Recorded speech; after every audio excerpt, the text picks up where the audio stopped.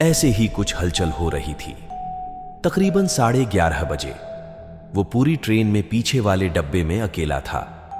वो सोचने लगा, न जाने आज भीड़ कहां चली गई थी, न जाने आज सब लोग छुट्टी पर क्यों हैं। कहानी को पूरा सुने। कोट्स 2.0 चैनल आपका दिल से वेलकम करता है। खैर, आज जिसकी कहानी में सुनाने जा रहा हूं, वो लड़का किसी कंपनी में काम करता है। ये कई सालों पहले की कहानी नहीं है, ये 3 महीने पहले की कहानी है। वो ट्रेन के अंदर अकेला बैठा हुआ बोर हो रहा था, तो टाइम बिताने के लिए उसने मोबाइल को चलाना शुरू किया। कभी गेम चलाता तो कभी गाने सुनने लगा, लेकिन वो चाहकर भी अपने आप को व्यस्त नहीं कर पा रहा था। उसका ध्यान बार बार दरवाजे की तरफ जा रहा था।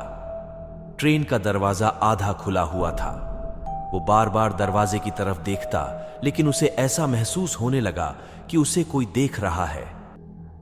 लेकिन वो इग्नोर करके मोबाइल को चलाने लग जाता है। फिर देखा तो उसे लगा कि कोई वहां है जो उसे बार बार दरवाजे से छुप के देख रहा है। उसको काफी डर लगने लगा। उसने डर से बचने के लिए एक फिल्म देखने लगा, लेकिन उसके कानों में दरवाजे की तरफ से एक आवाज आई कि क्या थोड़ा जगह मिलेगी।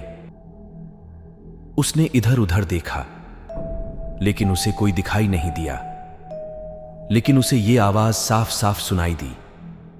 यह उसके साथ एक दिन हुआ। अगले दिन वो सुबह तक सब कुछ भूल चुका था, लेकिन अगले दिन जब वो उसी ट्रेन से सफर कर रहा था, तो फिर से उसे वही आवाज सुनाई दी कि थोड़ा जगह मिलेगी। कई बार जब उसने ये आवाज सुनी, तो उसने ये बात अपने ऑफिस में काम करने वाले दोस्त को सुनाई। उसके दोस्त को ये बात मजाक लगने लगी, लेकिन उसने कई बार वो आवाज सुनी थी। तो उन दोनों ने उसी डब्बे में जाने का फैसला किया। तो दोनों उसी डब्बे में अकेले बैठकर मोबाइल चलाने लगते हैं। उस दिन उसे कुछ ऐसी आवाज नहीं सुनाई दी। उसका दोस्त उससे बोलता है कि तेरे भूत मुझसे डरकर भाग गए। उसे ये बोल के चला गया। जैसे ही उसका दोस्त ट्रेन से नीचे उतरा, तो उसके कानों में दोबारा आवाज आई कि अपने दोस्त को कल जरूर लाना। बस इतनी आवाज उसे सुनाई दी। उसने ये बात अपने दोस्त को अगले दिन बताई कि दोनों उस ट्रेन के डब्बे में बैठे ही थे।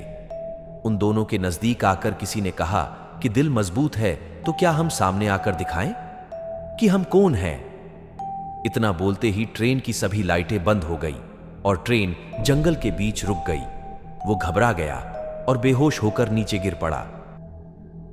फिर उसका दोस्त उसे उठाकर घर ले जाता है और उस खूनी डिब्बे को गाड़ी से हटा दिया जाता है, और आज भी वह डिब्बा खाली खड़ा है। यही इस कहानी का आखिर हो जाता है।